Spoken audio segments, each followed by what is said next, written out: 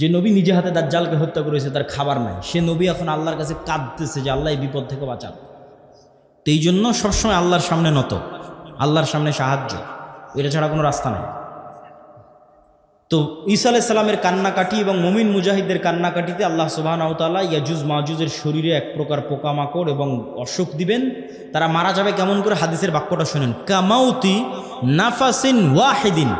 একটা মানুষ মারা গেলে যা হয়, পুরো ইয়াজুজ মাজুজ একসাথে ওইভাবে মারা যাবে, যেন একটা মানুষ মারা গেল। তথা একটা মানুষ মরতে যতটুকু সময় লাগে, পুরো ইয়াজুজ মাজুজ কোটি কোটি হাজার হাজার ওইভাবে একসাথে at a time, at a moment, at a second মারা যাবে। তো এবার ঈসা আলাইহিস সালাতু ওয়াস সালাম জমিনে ফিরে আসবেন, তো জমিনে পা রাখার জায়গা নাই। এত কোটি কোটি মানুষ যদি মরে পড়ে থাকে কি অবস্থা হবে? লাশের দুর্গন্ধ। এবার ঈসা আলাইহিস সালাম আবার আল্লাহর কাছে কান্নাকাটি করবে, দোয়া করবে। তখন আল্লাহ সুবহানাহু ওয়া তাআলা রাসূল সাল্লাল্লাহু আলাইহি ওয়াসাল্লামের ভাষা অনুযায়ী আনাকি ইবিলিল বুখত, বুখত গোত্রের উটের কুঁজ যেমন উঁচু হয়, ওই রকম উঁচু কুঁজ বিশিষ্ট একদল পাখিকে পাঠাবেন, যেই পাখি হাজার হাজার কোটি কোটি লাখ লাখ লাশকে নিয়ে যে এমন জায়গায় ফেলে দিবে যেখানে মানুষ বসবাস করে না। উত্তর মেরু হোক, দক্ষিণ মেরু হোক, সাইবেরিয়া হোক, যেখানে হোক, আল্লাহ ভালো জানেন, যেখানে আল্লাহ বলবেন। দাজ্জাল কোথায়, ইয়াজুজ মাজুজ কোথায়? একদল নাস্তিক, আবার একদল মুনকিরে হাদিস দৌড়ায়, দুইটাই। মুনকিরে হাদিসেরাও ভিডিওর পর ভিডিও দেয়, বলে যেটা কোরআনে না এটা বিশ্বাস করবো না। কোরআনে কিন্তু ইয়াজুজ মাজুজের কথা আছে, দাজ্জালের কথা নাই। বলে যেটা কোরআনে না এটা বিশ্বাস করবো না। আবার একদল নাস্তিক বলে যে এই পৃথিবীর স্যাটেলাইট ক্যামেরা সব আছে, কই তোমার দাজ্জাল, কই তোমার ইয়াজুজ মাজুজ। একটা ছোট্ট তথ্য দিয়ে রাখি, মানুষ মহাকাশ সম্পর্কে যা জানে, এই মাটির নিচ সম্পর্কে তাও জানে না। এটা আমি কয়েকদিন আগে পড়াশোনা করতে গিয়ে দেখলাম যে মানুষ সারাদিন মহাকাশ নিয়ে গবেষণা করছে, চাঁদে যাবে, মঙ্গলে যাবে, কিন্তু মাটির নিচে মাত্র 12 কিলোমিটার পর্যন্ত মানুষ জানে, তারপরে আর জানে না। তাহলে এই পুরো পৃথিবী কত বড়? আপনি এখান থেকে 12 কিলোমিটার মাপেন, কত দূর হয় গাবতলী বাজার থেকে? তো মাটির নিচে মাত্র 12 কিলোমিটার পর্যন্ত আপনি জানেন, তার নিচে আর কেউ জানে না। পৃথিবীর বর্তমান কোনো বিজ্ঞানী নয়, কোনো বিজ্ঞান নয়। কেন? ওই 12 কিলোমিটার পরে গবেষণা করার সক্ষমতাই নাই, কোনো যন্ত্র মেশিন পাঠানোর সক্ষমতাই নাই। তাহলে মাটির নিচের মাত্র 12 কিলোমিটার পর্যন্ত আপনি জ্ঞান রাখেন। আকাশে চন্দ্রে চলে গেছেন, মঙ্গল গ্রহে চলে গেছেন, সেটা ভিন্ন বিষয়, কিন্তু নিজের পায়ের নিচে যেটা এটাই জানেন না। এই যে বিশ্বের এই উন্নত বিজ্ঞানের সর্বোচ্চ শিখরে পৌঁছে মানুষ জানে না যে এই মাটির নিচে কি আছে। তাহলে কেমনে মানুষ দাবি করবে দাজ্জাল কোথায়, ইয়াজুজ মাজুজ কোথায়? এ দাবি করাই তো ভুয়া, পাগলামি। আরেকটা জিনিস দেখলাম, মহাসাগর সম্পর্কে মানুষ অজ্ঞ। মহাকাশ সম্পর্কে ঠিক আছে অনেক জানতেছে, মহাসাগরে এমন অনেক জায়গা আছে যে জায়গাগুলোতে মানুষ পৌঁছতেই পারে না, যে জায়গাগুলোর উপর দিয়ে বিমানও উড়ে যেতে পারে না, যে জায়গাগুলোতে কোনো জাহাজও অতিক্রম করে না, এরকম অসংখ্য জায়গা আছে। তো সাগর এবং সাগরের নিচে কি আছে, মাটি এবং মাটির নিচে কি আছে, এটা সম্পর্কে আজকের বিশ্ব সবচেয়ে অজ্ঞ, অন্তত মহাকাশের তুলনায়। তো কিয়ামতের পূর্ব মুহূর্তে যে সমস্ত ফিতনা সংঘটিত হবে তার বর্ণনা দিতে গিয়ে রাসূলুল্লাহ সাল্লাল্লাহু আলাইহি ওয়াসাল্লাম বলেন, উ'দুদ সিত্তাম বাইনি ওয়া বাইনাল কিয়ামাহ, তোমরা 6টা জিনিস গণনা করে রাখো আমার এবং কিয়ামতের মধ্যে অবশ্যই সংঘটিত হবে। 1, মাউতি, আমার নিজের মৃত্যু। মুহাম্মদ সাল্লাল্লাহু আলাইহি ওয়াসাল্লামের নবী হিসেবে প্রেরিত হওয়া, মুহাম্মদ সাল্লাল্লাহু আলাইহি ওয়াসাল্লামের মৃত্যু, নবী হওয়া এবং মৃত্যুবরণ কিয়ামতের বড় আলামতগুলোর একটি বড় আলামত। আগের যুগে এক নবীর মৃত্যু হলে মানুষ আর এক নবীর অপেক্ষা করত, আর মুহাম্মদ সাল্লাল্লাহু আলাইহি ওয়াসাল্লাম যেহেতু শেষ নবী, সেহেতু তার মৃত্যুর পরে আমরা আর এক নবীর অপেক্ষা করব না কিয়ামতের অপেক্ষা? কিয়ামতের অপেক্ষা। তাহলে মুহাম্মদ সাল্লাল্লাহু আলাইহি ওয়াসাল্লামের মৃত্যুর পরেই কিয়ামত। 10 দিন পরে হোক, 10 বছর পরে হোক, 10,000 বছর পরে হোক, 10 লক্ষ বছর পরে হোক, কিন্তু মুহাম্মদ সাল্লাল্লাহু আলাইহি ওয়াসাল্লামের মৃত্যুর পরেই কিয়ামত, এটিই সত্য। আর আগের নবীদের ক্ষেত্রে এক নবীর মৃত্যুর পরে আর এক নবী, আর এক নবীর মৃত্যুর পরে আর এক নবী, শেষ নবীর মৃত্যুর পরে কিয়ামত। যেহেতু শেষ নবীর মৃত্যু হয়ে গেছে প্রায় 1400 বছর, সেহেতু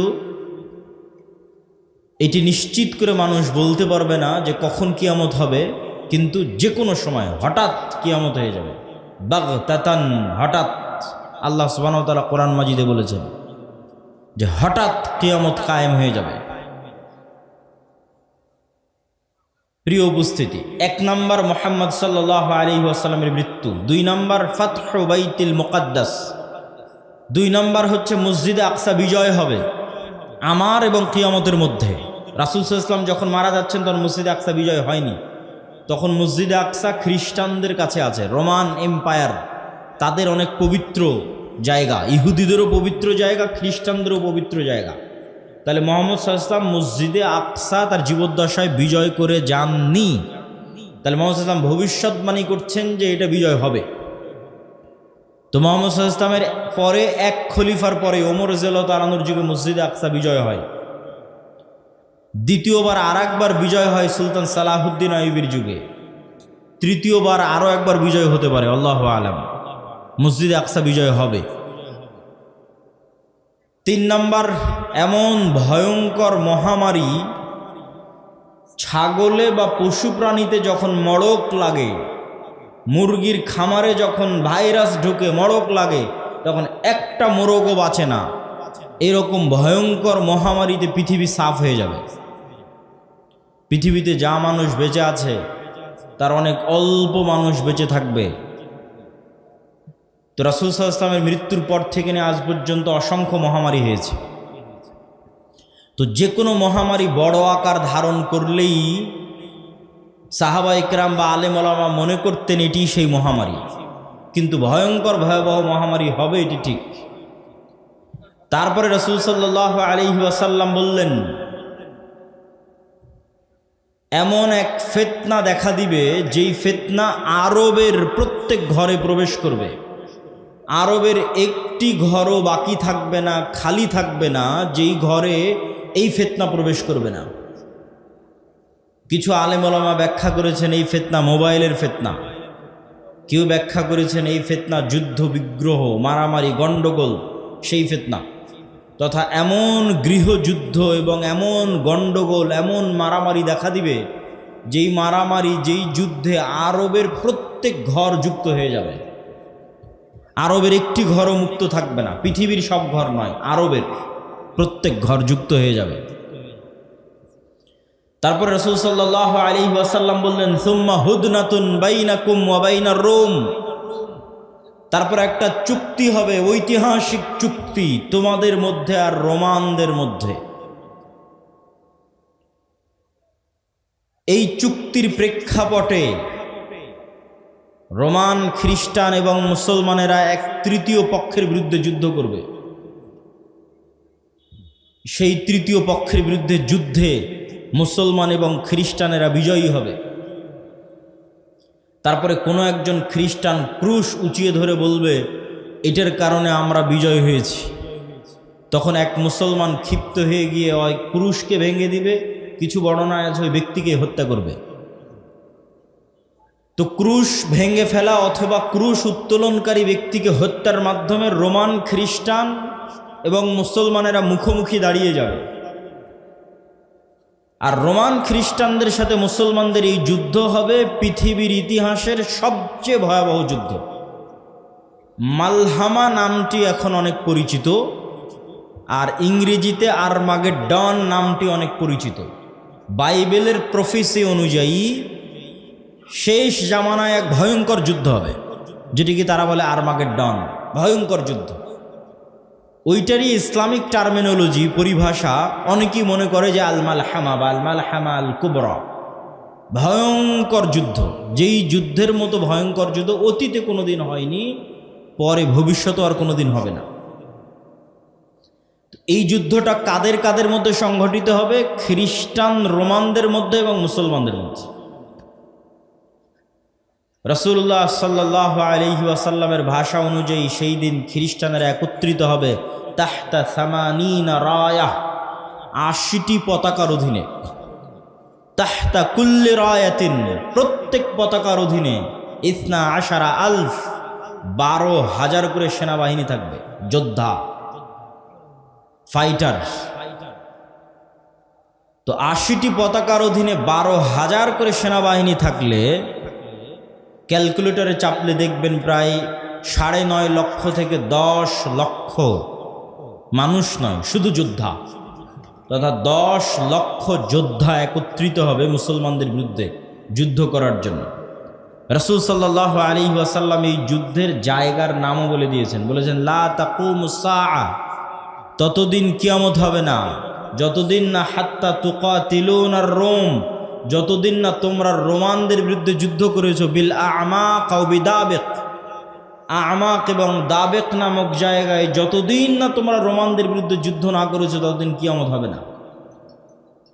তো এই আমাক এবং দাবেক নামক জায়গাটি বর্তমান সিরিয়া এবং তুরস্কের সীমান্তবর্তী অঞ্চল। সিরিয়ার সীমান্তবর্তী ইদলিব, আলেপ্পো, আরবিতে বলে হালব, ইংরেজিতে বলে আলেপ্পো। এই হালব বা আলেপ্পোর হচ্ছে তুরস্কের সাথে লাগানো একটি সিরিয়ার শহর। এই সীমান্তবর্তী অঞ্চলেই এই জায়গাগুলো আছে মর্মে যারা ইতিহাসবিদ, যারা মানচিত্র নিয়ে গবেষণা করেন তাদের দাবি। আল্লাহু আলাম। এই যুদ্ধের ভয়াবহতা বলতে গিয়ে রাসূলুল্লাহ সাল্লাল্লাহু আলাইহি ওয়াসাল্লাম বললেন, সেই দিন এই যুদ্ধে এত মানুষ মারা যাবে। আরেক বর্ণনা অনুযায়ী এই যুদ্ধ প্রায় 4 দিন ব্যাপী চলবে, 5ম অথবা 6ঠতম দিনে গিয়ে বিজয় হবে, অথবা 4র্থ। তো 4 দিন যুদ্ধ চলবে। প্রথম 3 দিন ফলাফল ছাড়াই যুদ্ধ শেষ হবে, শুধু মৃত্যু আর লাশ, লাশের সারি আর মৃত্যু। আর 4র্থতম, 5মতম অথবা 6ঠতম দিনে গিয়ে বিজয় নির্ধারণ হবে মুসলমানদের। লাশের সংখ্যা এবং সারি বলতে গিয়ে রাসূল সাল্লাল্লাহু আলাইহি সাল্লাম বলেছেন যে একটি পাখি যদি আকাশে উড়ে তাহলে 1 মাস উড়লেও মানুষের লাশ যেহেতু শেষ হবে না, লাশের দুর্গন্ধ যেহেতু শেষ হবে না, সেহেতু পাখি দুর্গন্ধমুক্ত ফাঁকা জায়গায় বসতেও পারবে না। পাখি পড়ে মারা যাবে, তবুও কোনো ভালো বসার মতো ফাঁকা জায়গা পাবে না 1 মাস উড়লেও। তাহলে এখান থেকে একটা পাখিকে উড়িয়ে দিলে 1 মাসে সে যতদূর যাবে, এই পুরো এরিয়া যদি চতুর্দিক থেকে মাপা হয় তো দেখা যাবে সবই লাশ। তাহলে কত লক্ষ কত কোটি মানুষের লাশ হতে পারে আল্লাহু আলাম। রাসূল সাল্লাল্লাহু আলাইহি ওয়াসাল্লাম বলছেন, গনিমতের বন্টনে কেউ সন্তুষ্ট হবে না। কেন? ওয়ারিসি নাই। সন্তুষ্টি কেমনে হবে? ওয়ারিস নাই। ওয়ারিস নাই কেন? এক বংশে যদি 100 জন সদস্য থাকে তো 99 জনই মারা যাবে, একজন বেঁচে থাকবে, তাহলে তো কোনো ওয়ারিস নাই। যেহেতু কোনো ওয়ারিস নাই সেহেতু কোনো আনন্দ নাই। তো গনিমতের মাল বন্টনে আনন্দ হবে না, কেননা ওয়ারিস বিহীন হবে সবাই। পুরো বংশের সব মারা যাবে, একজন বেঁচে থাকবে। রাসূলুল্লাহ সাল্লাল্লাহু আলাইহি ওয়াসাল্লাম এই মালহামা বা এই ভয়ঙ্কর যুদ্ধ এটির বর্ণনা দিতে গিয়ে বলেন, মুসলমানেরা সেই দিন 3 ভাগে বিভক্ত হবে। সুলুসুন ইয়াহজিমু, 3 ভাগের 1 ভাগ যুদ্ধের মাঠ থেকে পালিয়ে যাবে। লা ইয়াতুবুল্লাহু আলাইহিম আবাদান, আল্লাহ সুবহানাহু ওয়া তাআলা এদের তওবা কোনোদিন কবুল করবেন না। ইসলামে কবিরা গুনাহের যে লিস্ট আছে, তালিকা আছে, এই কবিরা গুনাহের তালিকায় শিরক সবচেয়ে বড়। তারপরে বিভিন্ন হাদিসে আছে পিতামাতার অবাধ্যতা, বিভিন্ন হাদিসে আছে নিরপরাধ মানুষকে হত্যা, বিভিন্ন হাদিসে আছে প্রতিবেশীর স্ত্রীর সাথে জেনা। এই যে কবিরা গুনাহ, সবচেয়ে বড় কবিরা গুনাহের যে তালিকা, এই সবচেয়ে বড় কবিরা গুনাহের যদি সর্বোচ্চ 10টা তালিকা করা হয়, তার একটা জিহাদের মাঠ থেকে পলায়ন করা। কিন্তু কবিরা গুনাহ যত বড়ই হোক তওবা আছে, শিরকেও তওবা আছে যতক্ষণ শ্বাস আছে। সব অধিকাংশ সাহাবী তো মুশরিক থেকে ইসলাম গ্রহণ করেছে, শিরক করে তারপরে যে ইসলাম গ্রহণ করেছে। এখনও যারা ইসলাম গ্রহণ করেছে তো শিরক থেকে ইসলাম গ্রহণ করেছে। তাহলে শিরকের তওবা নাই মানে মৃত্যুর পরে কিয়ামতের মাঠে আল্লাহ চাইলে স্বেচ্ছায় এমন অনেক গুনাহ বান্দার মাফ করে দিতে পারে যেটার তওবাই ও করেনি। বুঝাতে না পারলে এটা আমার ব্যর্থতা। এমন অনেক গুনাহ আমরা করেছি যেটার তওবা আমরা করিনি, ইস্তেগফার করিনি, ক্ষমা চাইনি, তাও আল্লাহ ওই গুনাহ তার দয়ায় মাফ করে দিতে পারেন কিয়ামতের মাঠে। কিন্তু ওই যে দয়ায় মাফ করে দিবেন কিয়ামতের মাঠে আল্লাহ, ওই লিস্টে শিরক থাকবে না। এটা হলো শিরকের গুনাহ আল্লাহ ক্ষমা করবেন না। যে বান্দা যদি লাউ আতাইতুম, তুমি যদি আসো বিকরাবিল আরদি খাতায়া, আসমান জমিন পূর্ণ গুনাহ নিয়ে, তাহলে আমি আল্লাহ আসমান জমিন পূর্ণ ক্ষমা নিয়ে উপস্থিত হব। তো এই যে আসমান জমিন পূর্ণ গুনাহের কোনো গুনাহ আপনি জানেন, কোনো গুনাহ ভুলে গেছেন, কোনোটার তওবা করেছেন, কোনোটা করেননি, তাও আল্লাহ দয়া করে মাফ করে দিবে। কিন্তু করবেন না কোনটা? শিরক। কিন্তু যতক্ষণ শ্বাস আছে ততক্ষণ সব গুনাহের ক্ষমা আছে, শিরকেরও ক্ষমা আছে। তো রাসূল সাল্লাল্লাহু আলাইহি ওয়াসাল্লাম বলছেন, যারা ওই যুদ্ধের মাঠ থেকে পলায়ন করবে এদের তওবা কবুল হবে না। 3 ভাগের 1 ভাগ, সুলুসুন, 3 ভাগের 1 ভাগ শহীদ হয়ে যাবে আল্লাহর রাস্তায়। রাসূল সাল্লাল্লাহু আলাইহি ওয়াসাল্লাম বলছেন তারা হচ্ছেন আফজালু শুহাদাইল আরজ, পৃথিবীর সর্বশ্রেষ্ঠ শহীদ। আল্লাহু আকবার। তারপরে বলছেন 3 ভাগের বাকি 1 ভাগ, 1 ভাগ তো পালিয়ে গেল, 1 ভাগ মরে শেষ, আর 1 ভাগ তারা বিজয়ী হবে। এরা বিজয়ী হওয়ার পর এই বিজয়ী দল ইয়াফতাতিহুনাল কুসতুনতুনিয়া, কনস্টান্টিনোপল বিজয় করবে। এই কনস্টান্টিনোপল কুসতুনতুনিয়া হচ্ছে আজকের তুরস্কের ইস্তাম্বুল, যেটা দীর্ঘদিন তুরস্কের রাজধানী ছিল। এখন রাজধানী আঙ্কারা, কিন্তু ইস্তাম্বুল সবচেয়ে ঐতিহাসিক শহর। সুলতান মুহাম্মদ আল ফাতেহ ইস্তাম্বুলকে বিজয় করেছিলেন।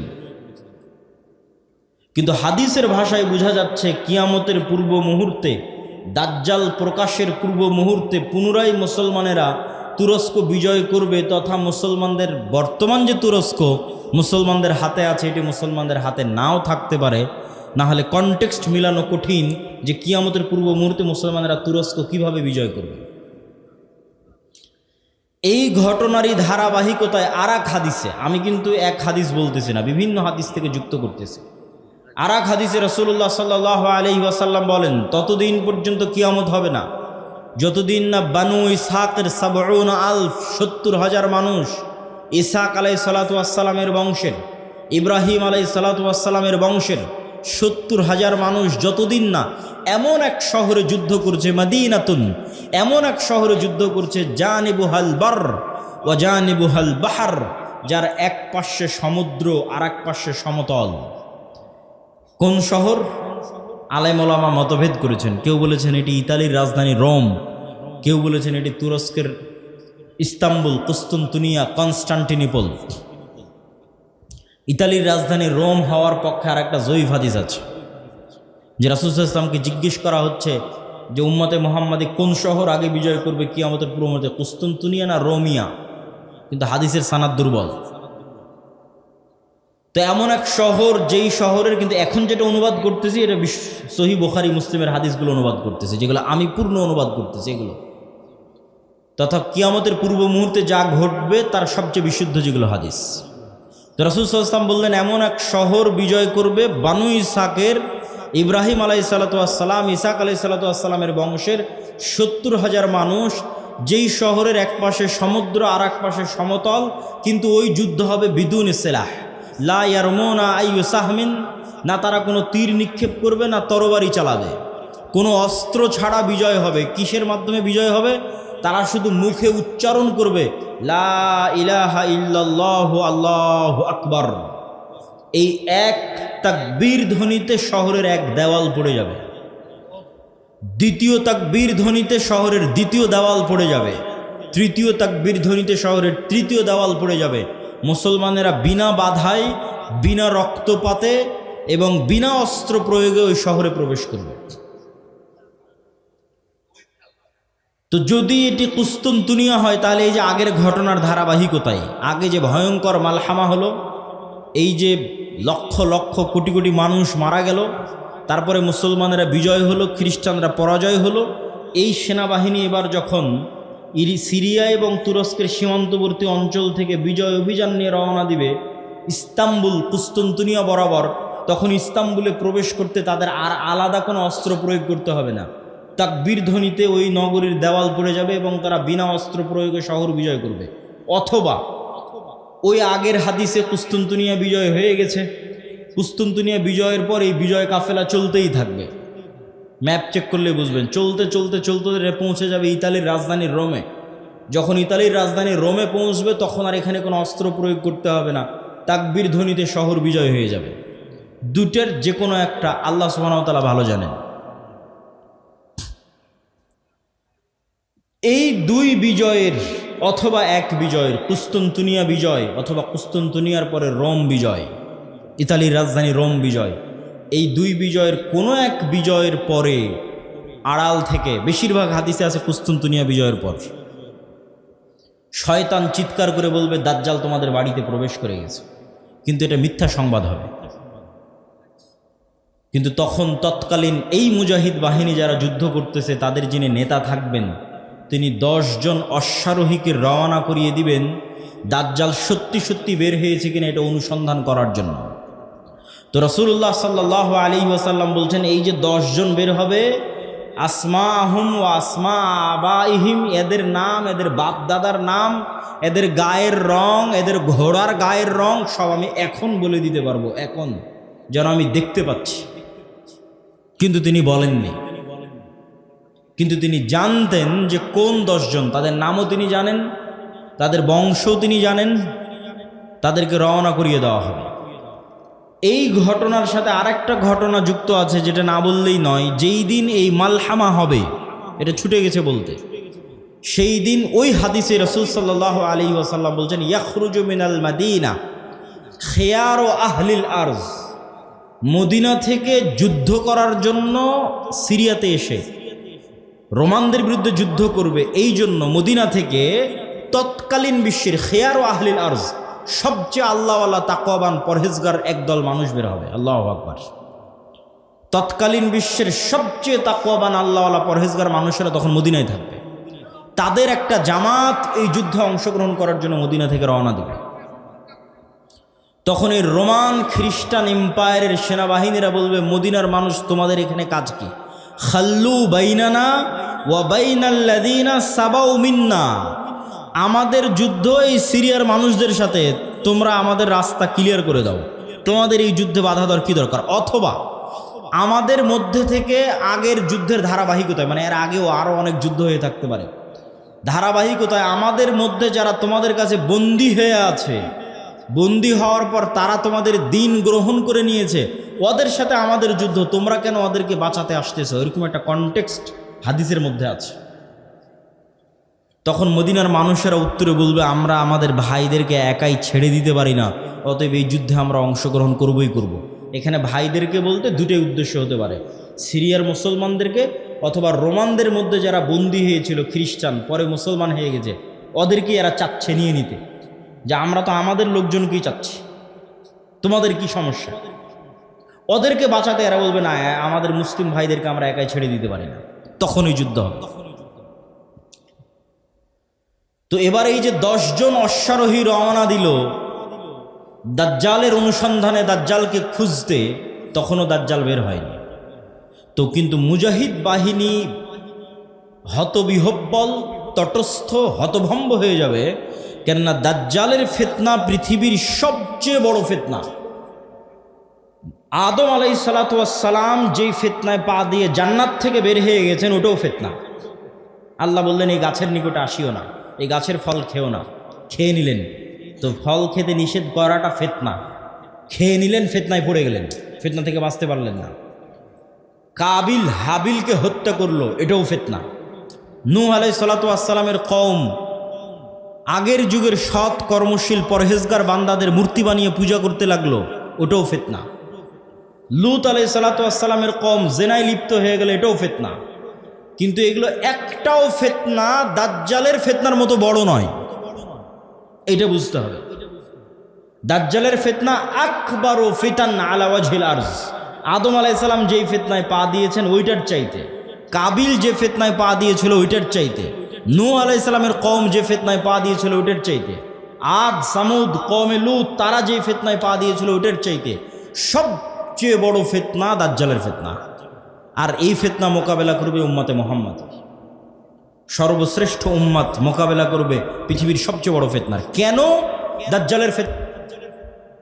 আমি স্বেচ্ছাসেবক ভাইদের আবারও দৃষ্টি আকর্ষণ করছি যে আমাদের ডানে লোকজনের সংখ্যা বেশি হয়ে যাচ্ছে, পিছনে একটু বসার ব্যবস্থা এবং বামে এখনও ফাঁকা আছে, বামে একটু বসার ব্যবস্থা এবং মানুষজনকে এইদিকেও একটু বসার জন্য উদ্বুদ্ধ করা। প্রিয় উপস্থিতি, কেন দাজ্জালের ফিতনা সবচেয়ে ভয়াবহ? দেখেন, কওমে নূহ আলাইহিস সালামের কওম যখন বড় বড় আল্লাহওয়ালা পীর বুজুর্গ দিনদার মানুষের মূর্তি বানালো, তখন তারাও জানতো যে এই মূর্তির কোনো ক্ষমতা নাই। ইয়া আবাতি লিমা তা'বুদু মা লা তাসমাউ, ইব্রাহিম আলাইহিস সালাম বাপকে বলছে, হে আমার বাপ, এমন মূর্তির কেমনে ইবাদত করো যে শুনতেও পায় না, দেখতেও পায় না। তাহলে আগের যুগের মানুষ যে মূর্তির ইবাদত করতো অথবা এখনো করে, তাদের সাথে কোরআনের যে তর্ক বিতর্ক, এই তর্ক বিতর্কের মানদণ্ড হচ্ছে, তোমরা যেই সমস্ত বাতিল ইলাহের পূজা করো এদের রব হওয়ার ক্ষমতা নাই। রব হওয়ার ক্ষমতা নাই মানে কথা বলার ক্ষমতা নাই, শোনার ক্ষমতা নাই, দেখার ক্ষমতা নাই, সৃষ্টির ক্ষমতা নাই। এরা একটা মাছি বানাতে পারবে না, মশা বানাতে পারবে না, এরা একটা খেজুরের বিচির দানার উপরের যে পাতলা আবরণ থাকে ওটার পর্যন্ত এরা মালিক নয়। তাহলে যে রব নয়, ও ইবাদতের যোগ্য কেমনে হয়? রব তো আমি, আসমান জমিন আমি বানিয়েছি, সূর্য চন্দ্র আমি বানিয়েছি, ইবাদত আমার করো, এই দিয়ে কোরআন পরিপূর্ণ। এটা মানুষের বুঝতে সহজ যে এর ক্ষমতা নাই, কেন এর ইবাদত করবে। কিন্তু এই কনটেক্সট অচল হয়ে যাবে যখন দাজ্জাল আসবে। কেন দাজ্জাল রব যা যা করতে পারে তার প্রায় সব কিছুই করে দেখাবে। এই জন্য দাজ্জালের ফিতনা সবচেয়ে ভয়াবহ, ভয়ঙ্কর ফিতনা। মা কালী, মা দুর্গা আর শাহজালাল আর শাহপরাণ, যাদেরই মানুষ আল্লাহ বাদ দিয়ে ইবাদত করছে, আর ঈসা আলাইহিস সালাতু ওয়াস সালাম আর মারিয়াম আলাইহিস সালাতু ওয়াস সালাম আর যাদেরই ইবাদত করছে, তারা কেউ এখন আপনাকে দেখাতে পারবে না যে আমি আকাশকে আদেশ দিলাম আকাশ বৃষ্টি বর্ষণ করবে, আমি জমিনকে আদেশ দিলাম জমিন ফসল উৎপাদন করবে, জান্নাত দেখালাম জান্নাতে ঢুকে যাও, জাহান্নাম দেখালাম জাহান্নামে ঢুকে যাও, মৃতকে জীবিত করে দিলাম। এইরকম একচ্ছত্র কন্ট্রোল যা একমাত্র রবের থাকে, তার কারণ নাই। ফলত ওদেরকে বাতিল ইলাহ প্রমাণ করা সহজ। কিন্তু যখন একজন সত্যি সত্যি এগুলো আপনাকে করে দেখাবে, তখন আপনি ঈমান ধরে রাখতে পারবেন না। অনেকগুলো কারণ।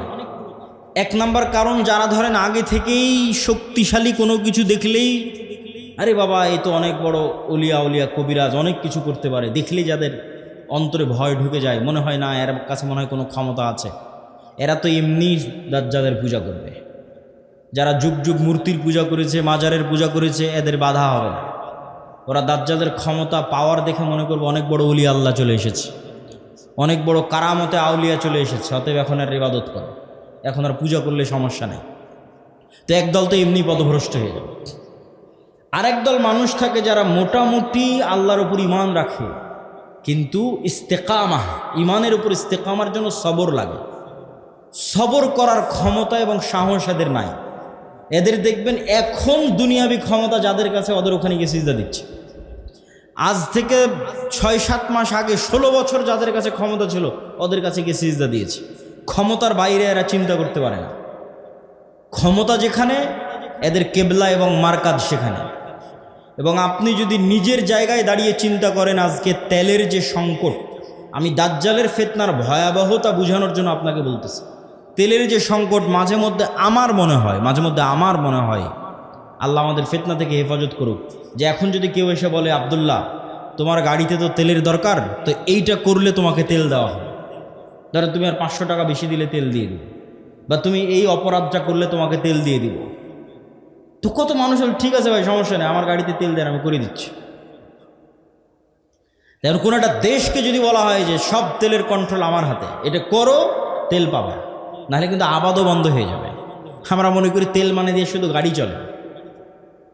পেট্রোকেমিক্যাল থেকে সকল সার উৎপাদন হয়, সব কোনো সারই আর তৈরি হবে না। তো সার না হলে আপনি চাষ করবেন কি দিয়ে? স্যালো মেশিন স্টার্ট না দিলে পানি তুলবেন কোথায় থেকে? তো তেল মানে শুধু গাড়ি নয়, সবই। এখনকার আধুনিক সভ্যতার সবই তেল। তা আমি তেল দিব না আপনাকে, তা আপনিও বুঝতে পারছেন যে আপনি সবই করে ফেলবেন তেল নেওয়ার জন্য। তো কোরআন এবং হাদিসে তো এর চেয়ে বড়টা বলা আছে, তেলের কথা বলা নেই। সরাসরি আকাশের বৃষ্টির কথা বলা আছে, জমিনের ফসলের কথা বলা আছে ডাইরেক্ট, যে দাজ্জাল ইরাক এবং শাম এই 2 দেশের মধ্যে সীমানা দিয়ে যেতে থাকবে। কোনো এক নগরীর মানুষের কাছে এসে বলবে, এই তোমরা আমার উপর ঈমান আনছো? তারা বলবে, জি জাহাপনা, জি প্রভু আপনার উপর ঈমান আনলাম। ওদের জন্য দাজ্জাল টাকা পয়সা ধন দৌলত রুজি রুটির এত বড় ব্যবস্থা উন্মোচন করে দিবে যে মৌমাছির ঝাঁক যেভাবে মধুর পিছনে ছুটে, ধন সম্পদ টাকা পয়সা ওই শহরের মানুষের পিছনে ওইভাবে ছুটবে।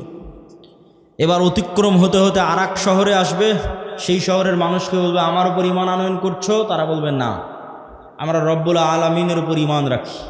দাজ্জাল বলবে আকাশ এখানে বৃষ্টি বর্ষণ বন্ধ করে দাও, জমিন এখানে ফসল উৎপাদন বন্ধ করে দাও, খাবার দাবার বন্ধ, টাকা পয়সা বন্ধ, সকল কিছু বন্ধ, মোবাইল বন্ধ, ইন্টারনেট বন্ধ। আজকের যুগে যদি কল্পনা করেন, এখনই আপনি ঈমান ধরে রাখতে পারবেন না, যখন ঘটবে তখনকার কথা তো বহু পরে।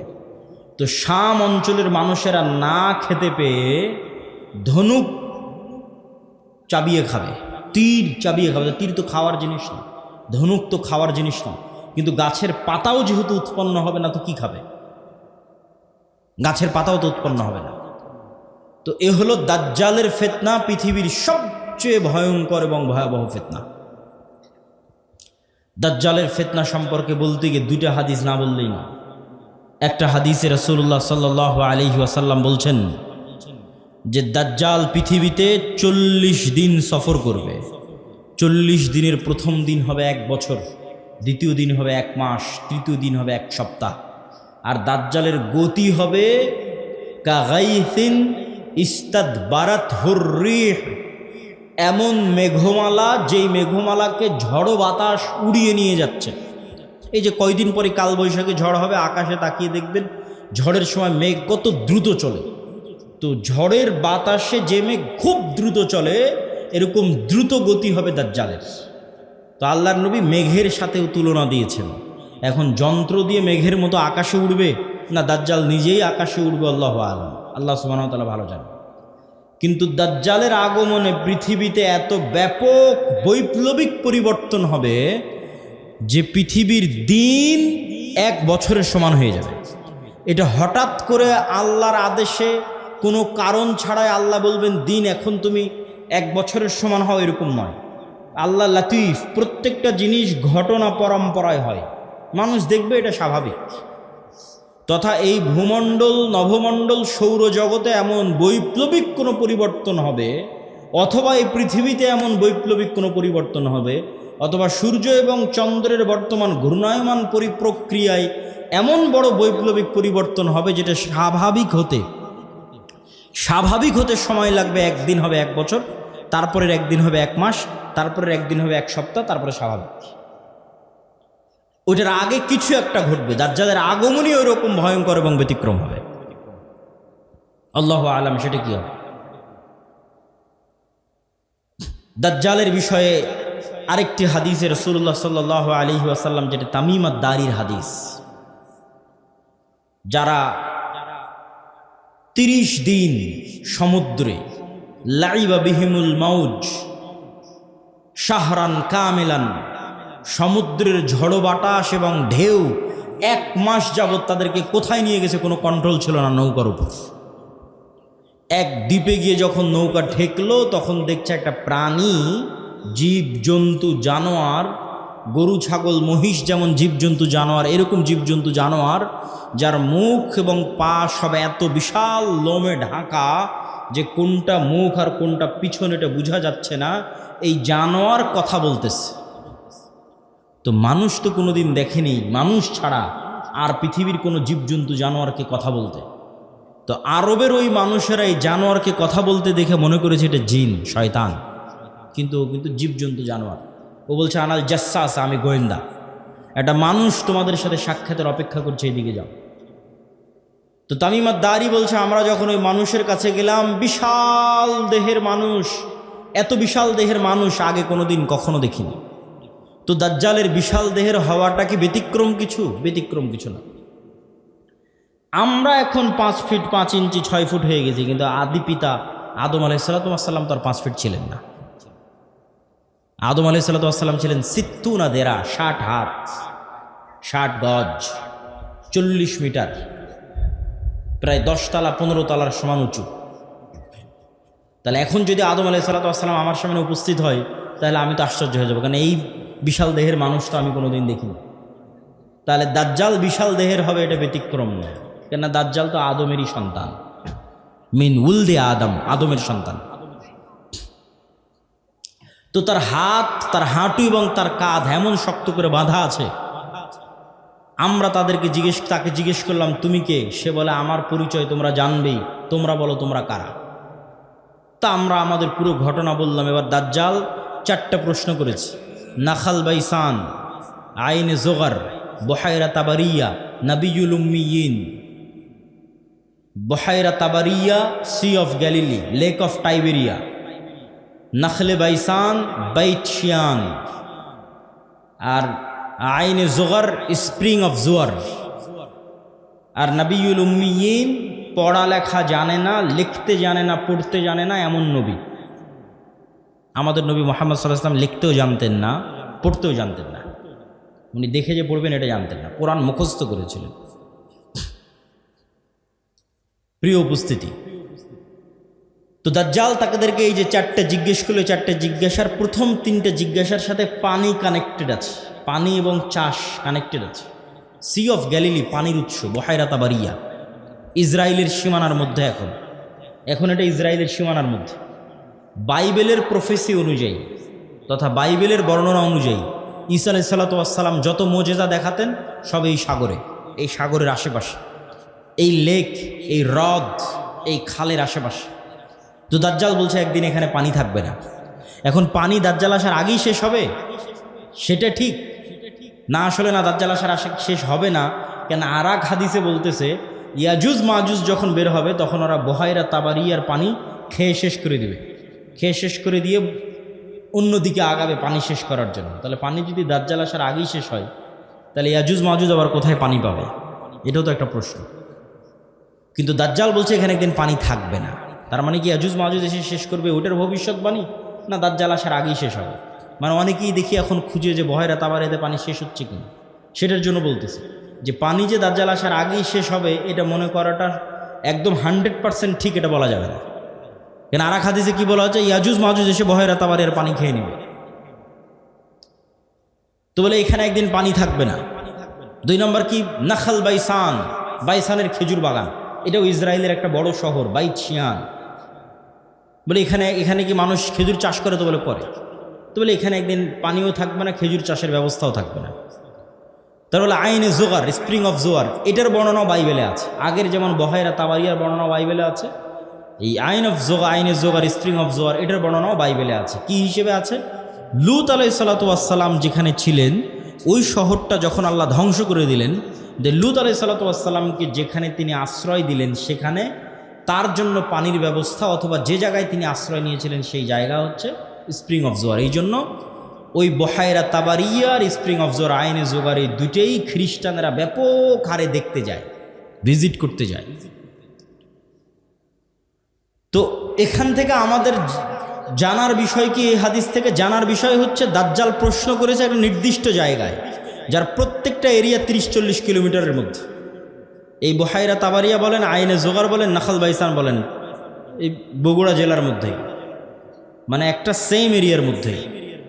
তথা কিয়ামতের পূর্ব মুহূর্তের ফিতনার বর্ণনাগুলো নিশ্চিতভাবে কিয়ামতের পূর্ব মুহূর্তে যা যা হবে এগুলো মক্কা মদিনার বাইরে, মক্কা মদিনায় হবে না। মক্কা মদিনা ফিতনা মুক্ত থাকবে। কোথায় হবে তাহলে? সিরিয়াতে, শাম। শাম মানে আগে ফিলিস্তিনি বোঝানো হতো, শাম মানে আগে মসজিদে আকসাই বোঝানো হতো। শাম মানে আজকের শাম নয়, তথা মসজিদে আকসা এবং এর আশেপাশের অঞ্চল যেগুলোতে এখন ইসরায়েল, ফিলিস্তিন, জর্ডান, এই যে অঞ্চলগুলো এবং এখনকার যে সিরিয়া, সব কিছু এই অঞ্চলে হবে। দাজ্জালের এই সংক্ষিপ্ত বর্ণনা এবং দাজ্জালের ফিতনার এই সংক্ষিপ্ত বর্ণনার পরে কি হবে? ওই যে মুজাহিদ বাহিনী যারা দাজ্জালের মিথ্যে সংবাদ শুনে এবার দেমাশকে ফিরে আসবে, যুদ্ধ বিজয় অভিযান বাদ, কেন এটা ভয়ঙ্কর ফিতনা। এই ভয়ে দাজ্জাল আসলে বের হয়েছে কিনা, যুদ্ধ বাদ দিয়ে সবাই ফিরে আসবে তাদের যেটা সেন্টার, তাদের সেন্টার দামেস্ক। যুদ্ধ যদি রোম পর্যন্ত গিয়ে থাকে, ইতালির রাজধানী, ওখান থেকেও ফিরে দামেস্কে আসবো। যদি তুরস্কের রাজধানী ইস্তাম্বুল পর্যন্ত গিয়ে থাকে, ওখান থেকে ফিরে দামেস্কে আসবো। এবার দামেস্কে আসতে আসতে সত্যি দাজ্জাল বের হয়ে যাবে। এবার রিয়েলি প্রকৃত অর্থে দাজ্জাল বের হয়ে গেছে। এবং দাজ্জাল বের হওয়া মাত্রই সকল ক্ষমতা দাজ্জালের কাছে চলে যাবে। এটার বিবরণ আরেকটু পরে দিব, এখানে এটা শেষ করে নিই। তো দাজ্জাল বের হয়ে যাবে এই দামেস্কের মসজিদে ফজরের সালাতে যখন জামাত হবে, তখন এবার ঈসা আলাইহিস সালাতু ওয়াস সালাম অবতীর্ণ হবেন। কেননা দাজ্জালের ফিতনা যেই লেভেলের অলৌকিক, ওইটা মোকাবেলা করার জন্য ওই লেভেলের অলৌকিক লাগবে। তথা দাজ্জালের এই ফিতনা মোকাবেলা ওই মুজাহিদরাও করতে পারবে না যারা ইস্তাম্বুল বিজয় করেছে, রোম বিজয় করেছে, এবং কিছু কিছু হাদিসের বর্ণনা অনুযায়ী তারা ভারতও বিজয় করতে পারে। মানুষের মাথায় একটা চিত্র আগে থেকে ঢুকে আছে যে দাজ্জাল যখন বের হবে পৃথিবীতে, তখন পুরো পৃথিবী দাজ্জালের কন্ট্রোলে থাকবে। এটা ভুল কথা। দাজ্জাল যখন বের হবে তখন পুরো পৃথিবী মুসলমানদের কন্ট্রোলে থাকবে। মানে মুসলমানেরা বিজয় করে শেষ করে দিবে, সব বিজয় করে ফেলবে।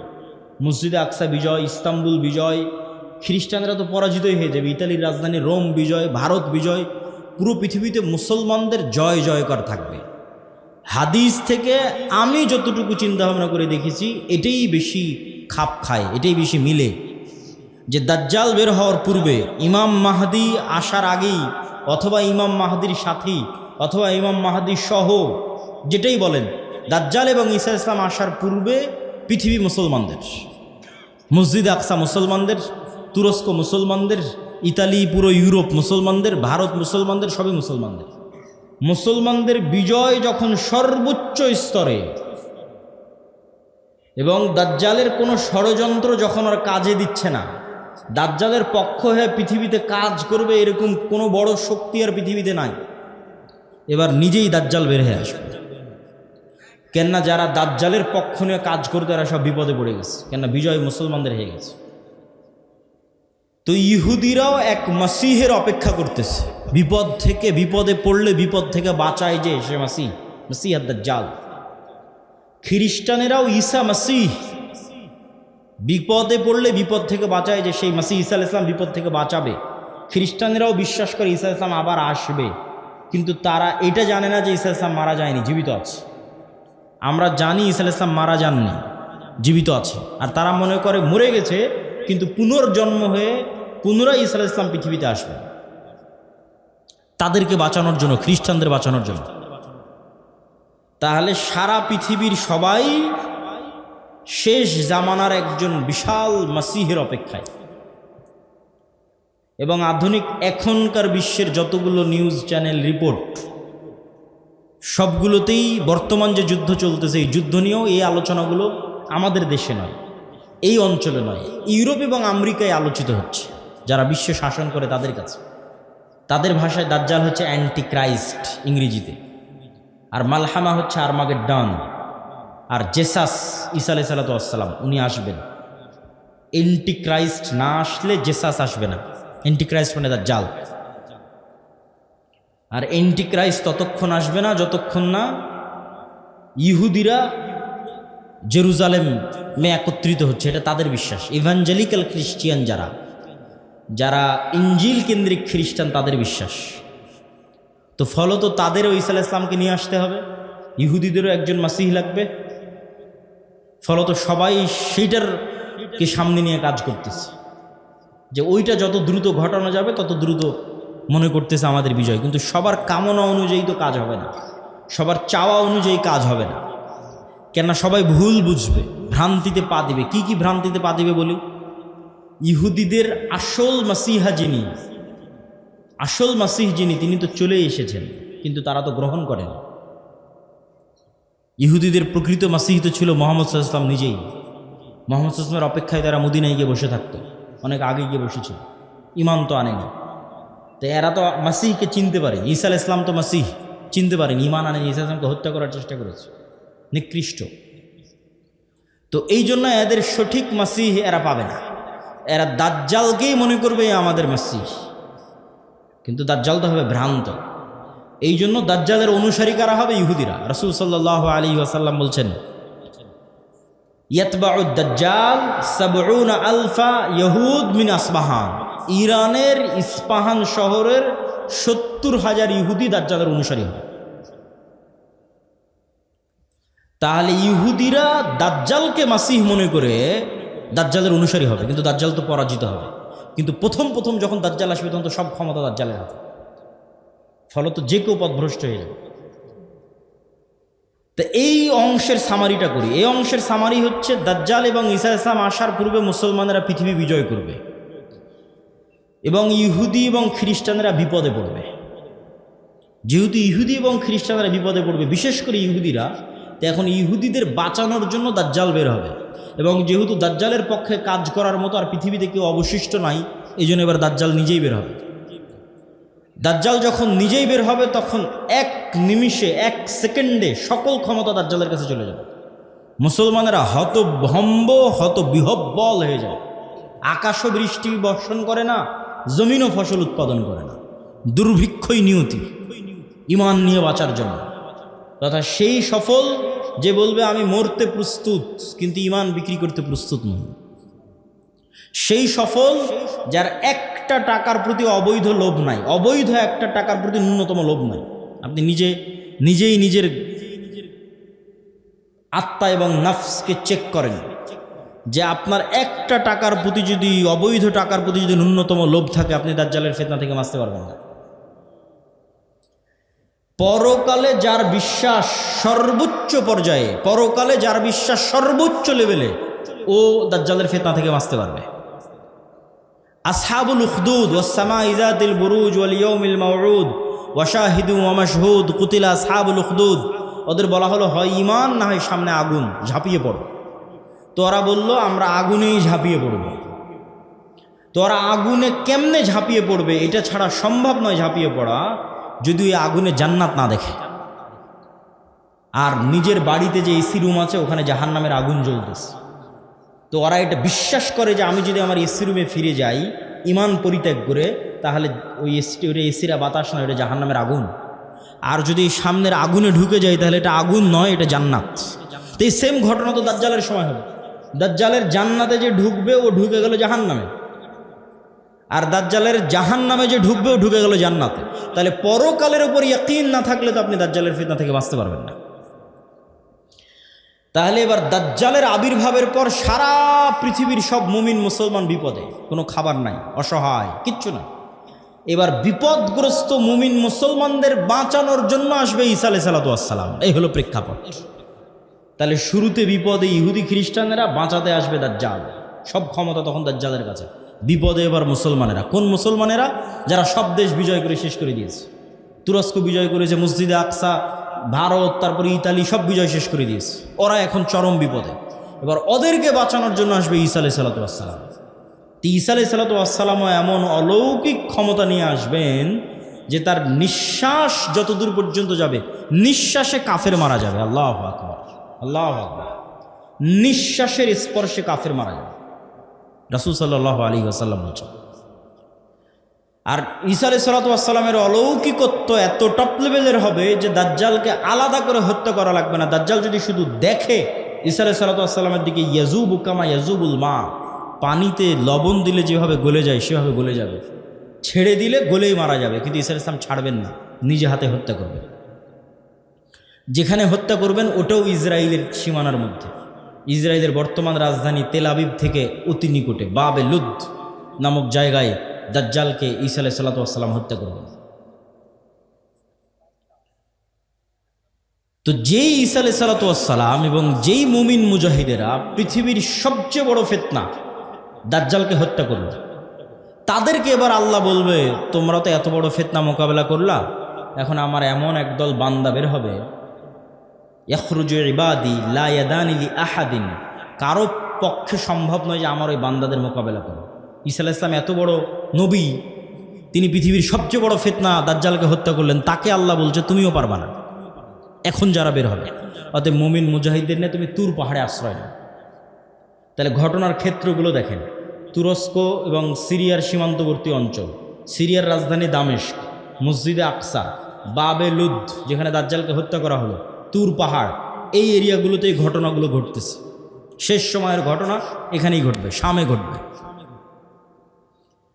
তো তুর পাহাড়ে আশ্রয় নেওয়ার পর কারা বের হবে? ইয়াজুজ আর মাজুজ। ইয়াজুজ মাজুজের সংখ্যা কত বেশি? একটা সহিহ হাদিস বলবো আর একটা জয়ীফ হাদিস। সহিহ হাদিসে রাসূলুল্লাহ সাল্লাল্লাহু আলাইহি ওয়াসাল্লাম বললেন যে আদম আলাইহিসসালামের পিঠ থেকে আল্লাহ মানুষকে বের করলেন, আদমের সকল সন্তানকে বের করে বলা হচ্ছে প্রতি 1000-এ একজন জান্নাতে, 999 জন জাহান্নামে। এই হাদিস রাসূল সাল্লাল্লাহু আলাইহি ওয়াসাল্লাম সাহাবীদের শোনাচ্ছে। তো প্রতি 1000-এ 999 জন জাহান্নামে, এটা শুনে সাহাবীদের মাথা নষ্ট, যে তাহলে তো আমরা সবাই জাহান্নামে। তো আদম সন্তানের 1000-এর 999 জন যদি জাহান্নামে যায় প্রতি 1000-এ, তাহলে তো আমরা সবাই জাহান্নামে। তখন মুহাম্মদ সাল্লাল্লাহু আলাইহি ওয়াসাল্লাম সাহাবীদের বলতেছে, হতাশ হয়েও না, এই 999 জনের বেশিরভাগই ইয়াজুজ মাজুজ। এই 999 জনের বেশিরভাগই ইয়াজুজ মাজুজ। তো কতজন জাহান্নামে যাবে ইয়াজুজ মাজুজের বাইরে স্বাভাবিক মানুষের মধ্যে থেকে, এটা তো আমরা জানি না। তো এই জন্য নির্ধারিত করে বলা মুশকিল, কিন্তু এতটুকু অন্তত বোঝা যায়, আইডিয়া করা যায় যে আদম আলাইহিসসালাম থেকে নিয়ে কিয়ামত পর্যন্ত যত মানুষ আসবে তাদের কয়েক শত গুণ হচ্ছে ইয়াজুজ মাজুজ।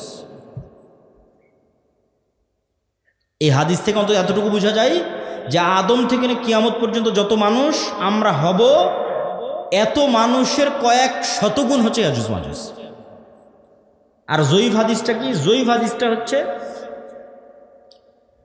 যে ইয়াজুজ মাজুজের এক প্রজন্ম তার জীবদ্দশায় 1000 প্রজন্মকে দেখে।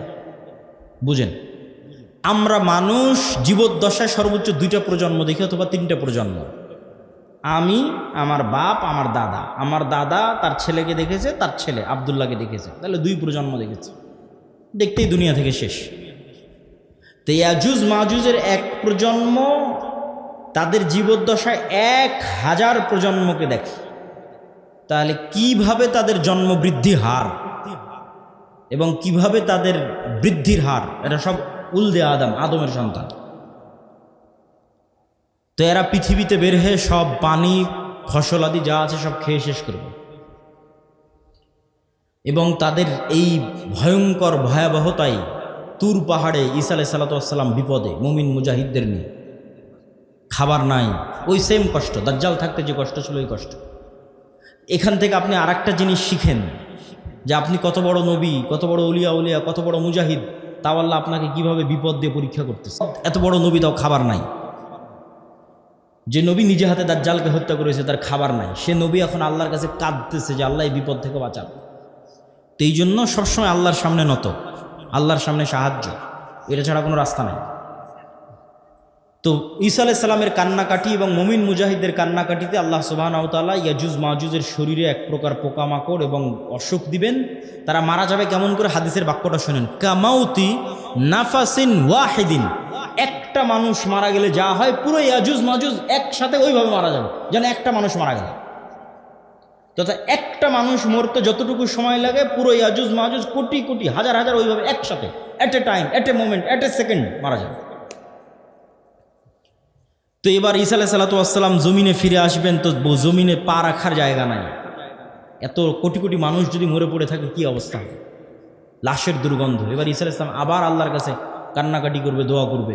তখন আল্লাহ সুবহানাহু ওয়া তাআলা রাসূল সাল্লাল্লাহু আলাইহি ওয়াসাল্লামের ভাষা অনুযায়ী আনাকি ইবিলিল বুখত গোত্রের উটের কুঁজ যেমন উঁচু হয়, ওই রকম উঁচু কুঁজ বিশিষ্ট একদল পাখিকে পাঠাবেন, যেই পাখি হাজার হাজার কোটি কোটি লাখ লাখ লাশকে নিয়ে যে এমন জায়গায় ফেলে দিবে যেখানে মানুষ বসবাস করে না। উত্তর মেরু হোক, দক্ষিণ মেরু হোক, সাইবেরিয়া হোক, যেখানে হোক, আল্লাহ ভালো জানেন, যেখানে আল্লাহ বলবেন। তারপরে আসমান বৃষ্টি বর্ষণ করে এই জমিনকে পরিষ্কার করে দিবে। তারপরে ঈসা আলাইহিস সালামের শাসন চলবে হাদিস অনুযায়ী 7 বছর, আর বাইবেলের বর্ণনা অনুযায়ী 1000 বছর। তো 7 বছর ঈসা আলাইহিস সালামের এই শাসনে এতটা নিরাপত্তা এবং শান্তি বিরাজ করবে যে এতদিন যত যুদ্ধ বিগ্রহের সামগ্রী ছিল এগুলো কাজে লাগবে না, ওগুলো জ্বালিয়ে পুড়িয়ে দেওয়া ছাড়া কোনো কাজ নাই। আর এত বরকত আসমান এবং জমিন উন্মুক্ত করে দিবে যে একটা ডালিম একটা গ্রাম খাবে, একটা গাভীর দুধ একটা পুরো বংশ খাবে, এত বরকতে আল্লাহ পরিপূর্ণ করে দিবে।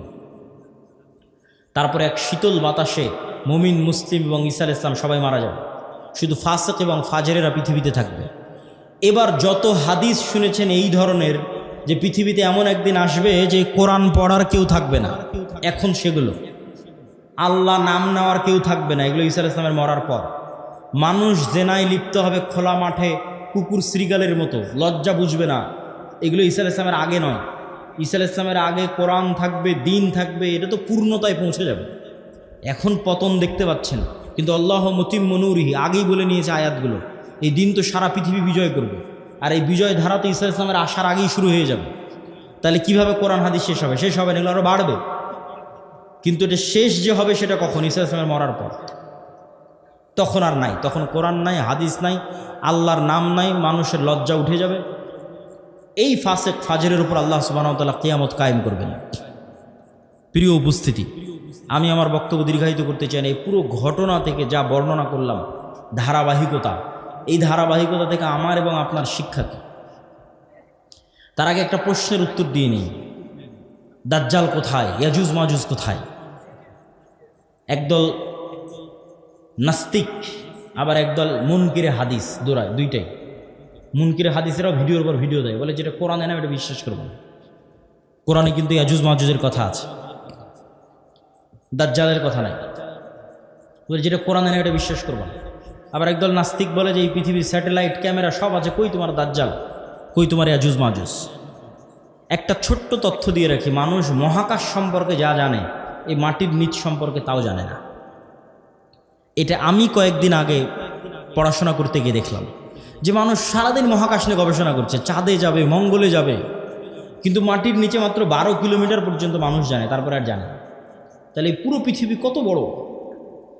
আপনি এখান থেকে 12 কিলোমিটার মাপেন, কত দূর হয় গাবতলী বাজার থেকে, তো মাটির নিচে মাত্র 12 কিলোমিটার পর্যন্ত আপনি জানেন, তার নিচে আর কেউ জানে না। পৃথিবীর বর্তমান কোনো বিজ্ঞানী নাই, কোনো বিজ্ঞান নাই। কেন? ওই 12 কিলোমিটার পরে গবেষণা করার সক্ষমতাই নাই, কোনো যন্ত্র মেশিন পাঠানোর সক্ষমতাই নাই। তাহলে মাটির নিচের মাত্র 12 কিলোমিটার পর্যন্ত আপনি জ্ঞান রাখেন। আকাশে চন্দ্রে চলে গেছেন, মঙ্গল গ্রহে চলে গেছেন, সেটা ভিন্ন বিষয়, কিন্তু নিজের পায়ের নিচে এটাই জানেন না। এই যে বিশ্বের এই উন্নত বিজ্ঞানের সর্বোচ্চ শিখরে পৌঁছে মানুষ জানে না যে এই মাটির নিচে কি আছে। তাহলে কেমনে মানুষ দাবি করবে দাজ্জাল কোথায়, ইয়াজুজ মাজুজ কোথায়? এ দাবি করাই তো ভুয়া, পাগলামি। আরেকটা জিনিস দেখলাম, মহাসাগর সম্পর্কে মানুষ অজ্ঞ। মহাকাশ সম্পর্কে ঠিক আছে অনেক জানতেছে, মহাসাগরে এমন অনেক জায়গা আছে যে জায়গাগুলোতে মানুষ পৌঁছতেই পারে না, যে জায়গাগুলোর উপর দিয়ে বিমানও উড়ে যেতে পারে না, যে জায়গাগুলোতে কোনো জাহাজও অতিক্রম করে না, এরকম অসংখ্য জায়গা আছে। তো সাগর এবং সাগরের নিচে কি আছে, মাটি এবং মাটির নিচে কি আছে, এটা সম্পর্কে আজকের বিশ্ব সবচেয়ে অজ্ঞ, অন্তত মহাকাশের তুলনায়। তো ইন্নাল্লাহ আলা কুল্লি শাইইন কাদির, আল্লাহ সকল কিছুর উপর ক্ষমতাবান। আর কোনোটাই যদি না হয় তো অন্তত একটা উত্তর তো দেওয়াই যায়, যেটা আল্লাহ সুবহানাহু ওয়া তাআলা কোরআন মাজিদে বলছেন যে আল্লাহ 7 আসমান এবং 7 জমিন সৃষ্টি করেছেন, আর 7 জমিনে আল্লাহর আদেশ অবতীর্ণ হয়। কোরআনের আয়াত, 7 জমিনে আল্লাহর। আর সবচেয়ে আরও একটা ভয়ঙ্কর বিষয় যে আল্লাহর আসমান বানাতে যত সময় লেগেছে জমিন বানাতেও তত সময় লেগেছে। 7 আসমান বানাতে যা টাইম, 7 জমিন বানাতেও তাই টাইম। তাহলে 7 আসমান কত বড়, 7 জমিন তাহলে কত বড় হতে পারে? এখন ইয়াজুজ মাজুজ আর দাজ্জাল যদি অন্য জমিন থেকে বের হয়ে আসে, এই জমিনে কিছু করার নেই, এটাকে অস্বীকার করতে পারবে না যে না, নিশ্চিত নাই। তো অতএব আল্লাহ সুবহানাহু ওয়া তাআলা সকল কিছুর উপর ক্ষমতাবান। এই জমিনেও থাকতে পারে, এই জমিনের সাগরেও থাকতে পারে, এই জমিনের নিচেও থাকতে পারে। মানুষের জ্ঞান পরিপূর্ণ নয়, অন্য জমিনেও থাকতে পারে, সেখান থেকেও আসতে পারে। এই জন্য সূরা কাহাফ, দাজ্জালের ফিতনা থেকে বাঁচতে সূরা কাহাফ পড়তে বলা হয়েছে।